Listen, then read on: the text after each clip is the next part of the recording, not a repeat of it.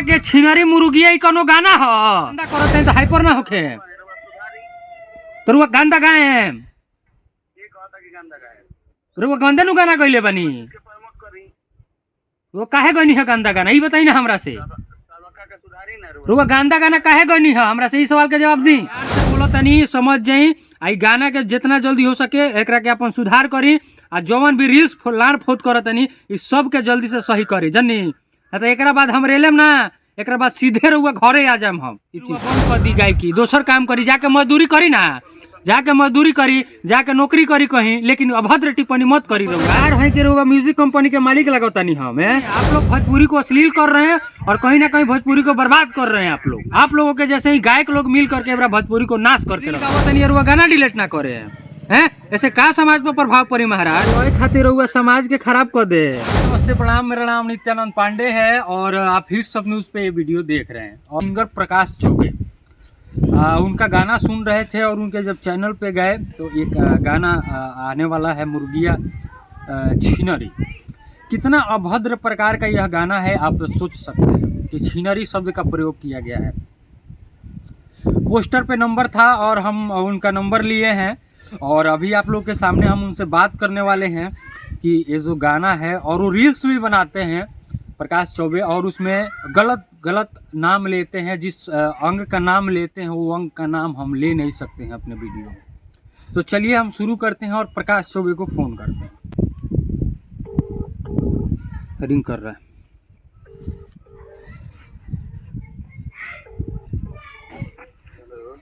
Hello Prakash Choubey बोलो तनिका कहनी है कि आज हमरा और एगो पोस्टर देखनी है मुर्गिया छिनरी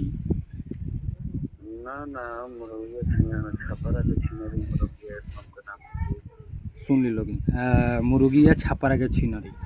तो कहे के मतलब ये बा कि हम हिट्स ऑफ न्यूज से बोला तनी हमारा नाम नित्यानंद पांडे है, हम पत्रकार हैं। देखिए स्वागत तो बावे लेकिन ये प्रकार के गाना जो रुआ गावतनी मुर्गिया छपरा के छिनरी एक हमरा के तनी मतलब बताइए। हमार दर्शक लोग भी देखता सुनता वह लोग जाने के चाहता कि आखिर मुर्गिया जौन बिया छपरा के कैसे छिनरी बिया। सबसे पहले तो बता दे गाना ही जोन बा तो इससे पहले भी गाना ही रहे कि मुर्गिया आरा के ही। अच्छा तो खैर कलाकार के कोनो जात कोनो जिला ना होला। ठीक बा ये वो एंजॉय के विषय रहे बड़े भैया खेसारी से गाना गइले बानी बहुत लोग गाना गइले बा जी कि मुर्गिया आरा के तो ये वो आदमी एंजॉय कइले बा। ऐसन कोनो बात है कि कुछ लोग इंस्टाग्राम पर जब देखनी है कि भद्र भाषा ही रहे भाई लोग के जी तो ये सब चीज हम देखनी है जैसे मान ली कुछ लोग को भी अच्छा ना लगे तो बता रहे जी कि कोनो आदमी के नहीं के कहल गए लेकिन अगर आदमी के कहाई तो सबसे पहले बात है वो कलाकार केहू के चाहे कोनो जिला के नाम लेके गलत चीज ना ठीक बा। देखने छपरा के छिनरी वाला छिनरी सब रुआ जोड़ देले बानी तो ये अश्लीले नु भई ई बताओ तनी रो के कहानी देखी कुछ ऐसा गीत होला ई लयो जोन बा नु तो कुछ ऐसा गीतों के लय होला जैसे मान ले कोनो गीते गावाला तो मैं अब लय खातिर रुआ समाज के खराब कर दे गलत सोचता नहीं पहले बार बात सुने हम। अच्छा सुनी गाना तो ठीक बा और छपरा के मुर्गिया छिनरी जौन भी बिया लेकिन राउ रील्सो हम देखतानी रउआ एकदम अभद्र भाषा के ओमे टिप्पणी करतानी।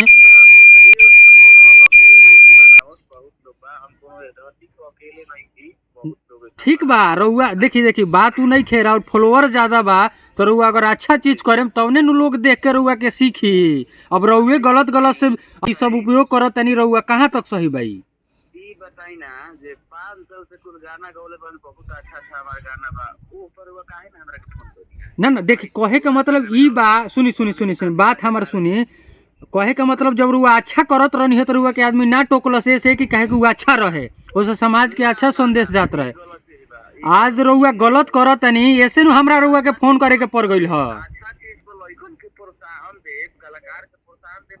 अब रउआ है छिनरी आ झाट उखाड़ ली आई भैया हमार लाड़ उखाड़ लिए पर हम रुआ के प्रोत्साहन दी हैं और बतिया सुनी पहले का सुनी हमरा और बतिया वो लोग समाज के एकदम गंदा क के रख देले बनी प्रकाश जी। सुनी रउआ कहत नहीं कि रउआ हमरा अच्छा गाना के ना प्रमोट करनी सुनी रउआ कहतनी कि अच्छा गाना के रउआ हमरा प्रमोट ना कहनी, आज गंदा गाना आइल बा तो रउआ हमरा के फोन कर देहनी है, ई बात कहतनी रउआ। अच्छा गाना रहे, जब सामाजिक गाना रहे, जब लोग सुनता ओकरा के, तो हम रउआ के काहे में रउआ के बाधा डाले जाई। लेकिन आज रउआ जौन गाना गइले बानी ई कहीं तक सही नहीं खे, एकर विरोध हम करतनी। आ रउआ ई गाना के जल्दी से जल्दी हटावे के भी पड़ी प्रकाश जी, काहे कि गाना समाज के अच्छा संदेश नहीं खे देत।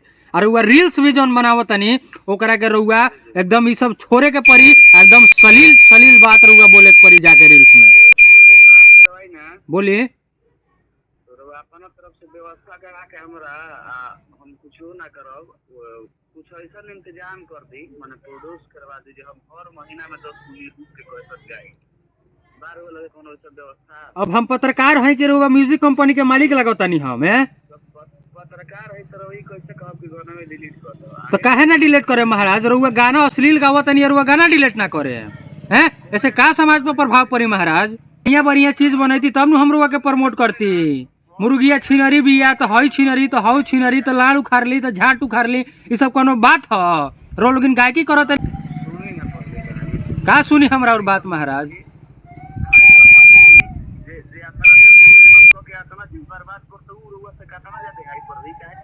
हमनी के समाज सुधार तनी सो, गांव गांव घूमत तनी सो, जहाँ तहाँ जा तनी सो कि कहीं अश्लील मत होको, जातिवाद मत होको।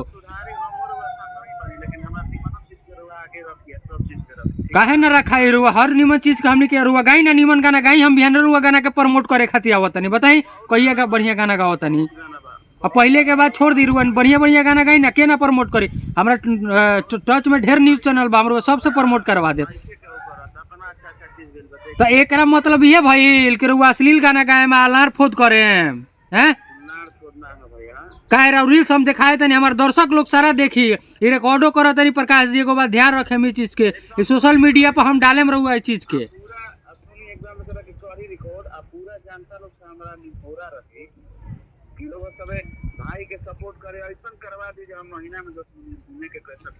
काहे ना रुआ बढ़िया गाना गाई ना, ये 10 गो काहे रुआ 20 गो गाई ना, सबके प्रमोट करे खातिर हम तैयार बानी। लेकिन हई जब ले रुआ लोग अश्लील ना छोड़े नु, तले रुआ उनके केहू ना प्रमोट करी। देखो तनी जितना जब हम इंस्टाग्राम खोलो तनी सब रउए खाली आवता, द प्रकाश चौबे। काहे आखिर काहे, जब मान ली कि लोग बढ़िया चीज कह के भी आगे बढ़ सकत तनी, तो उ चीज काहे नहीं करत। जब देखत अभद्र टिप्पणी बार हुआ हर वीडियो में, आखिर काहे। चल ना चली उ मंजूर बा, लेकिन रुआ लोग गलत चीज काहे उपयोग करत तनी। ना चली रुआ बंद कर दी गायकी, दोसर काम करी, जाके मजदूरी करी ना, जाके मजदूरी करी, जाके नौकरी करी कहीं, लेकिन अभद्र टिप्पणी मत करी रहुआ, ऐसे समाज में गलत संदेश जाता है।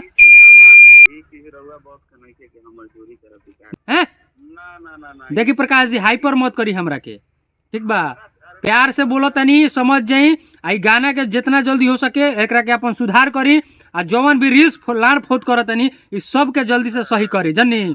तो एकरा बाद हम रेलेम ना, एकरा बाद सीधे रहुआ घरे आ जाम हम इस चीज के लेके। ओकरा बाद पूरा हमार पब्लिक देखी, पूरा बिहार यूपी के जनता देखी कि रहुआ साथे हम का करतनी।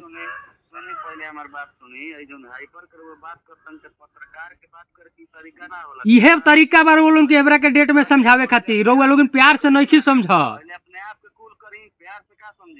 का समझ। रुआ प्यार से समझले रहती तो हमरा इतना हाइपर होके के पड़ी।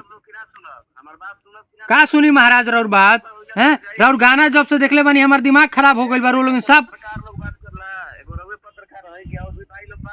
गंदा करत हैं तो हाइपर ना होके, तो रुआ गंदा गाए हैं, रुआ गंदा नु गाना गइले बानी, वो काहे गनी है गंदा गाना, ई बताई ना हमरा से। रुआ गंदा गाना काहे गनी है, हमरा से ई सवाल के जवाब दी। छापरा के छिनरी मुर्गिया ई कोनो गाना नहीं है। आप लोग भोजपुरी को अश्लील कर रहे हैं और कहीं ना कहीं भोजपुरी को बर्बाद कर रहे हैं आप लोग। आप लोगों के जैसे ही गायक लोग मिल करके भोजपुरी को नाश करके रख दिया है। अरे भाई जी विवाद आप फैला रहे हैं, हम विवाद फैला रहे हैं, आपसे फोन करके पर्सनली हम आपसे बात कर रहे हैं और विवाद फैला रहे हैं। आपसे आप गलत गाना गाए उसका हम विरोध कर रहे हैं, आपसे खुद खुलेआम कर रहे हैं, तो हम गलत फैला रहे हैं, अफवाह फैला रहे हैं। बात हम पहले कहनी है कि अगर कोनो इंसान के ना ऐसे कही, आना के कलाकार कोनो जिला के बारे में गलत कही। आप एक मिनट प्रकाश जी आप कह रहे हैं ना, ये प्रकाश चौबे ऑफिशियल पे गाना आप डालिएगा ना, आप गाना डाल के दिखाइए कैसे चलता है गाना, हम भी देखिए लेते हैं। ठीक है, आप जब तक इस गाने को नहीं, जब ये गाना आ रहा है ना प्रकाश चौबे ऑफिशियल पे आपके पेज पे यूट्यूब चैनल पे, देख लेते हैं आप कैसे इस गाने को आप चलाते हैं, हम भी देख लेते हैं। ठीक है, हमारे दर्शक जितने देख रहे हैं, हम इनका फोन रख रहे हैं अभी, हमारे भाई जितने देख रहे हैं आप सभी से मैं आग्रह करूंगा कि ये गाना जो है प्रकाश चौबे ऑफिशियल पे आ रहा है, आप सब जाके इस गाने का पूर्ण जोर से विरोध करिए और कमेंट में दिखाइए कि पब्लिक का पावर क्या होता है। ऐसे ऐसे कलाकारों को जो भद्र कर रहे हैं हमारे भोजपुरी को, और हमारे भोजपुरी को और नीचे लेके जा रहे हैं, ऐसा ऐसा गाना गा रहे हैं ये लोग कि मतलब मैं क्या बोलूँ आप लोगों को, साला नाम लेने में भी शर्म लग रहा है। प्रकाश चौबे था ये इसका नाम, इस कलाकार का, और यारा जिला का रहने वाला है, और इसका एक गाना आ रहा है छपरा के छिनरी मुर्गिया, यही ये प्रकाश चौबे जी से अभी हम बात कर रहे थे। और देख रहे हैं कैसे बोल रहा है कि हाइपर मत होइए, काहे नहीं हाइपर हो, हमारा भोजपुरी बर्बाद कर रहे हैं लोग, हम हाइपर ना हो। वीडियो कैसा लगा कमेंट में जरूर बताइएगा, और इसके कमेंट में द प्रकाश चौबे ऑफिशियल है, प्रकाश चौबे ऑफिशियल देख लीजिए, जाके जरूर अपना राय दीजिएगा इसको। चलिए, जय हिंद, जय भारत, जय भोजपुरी।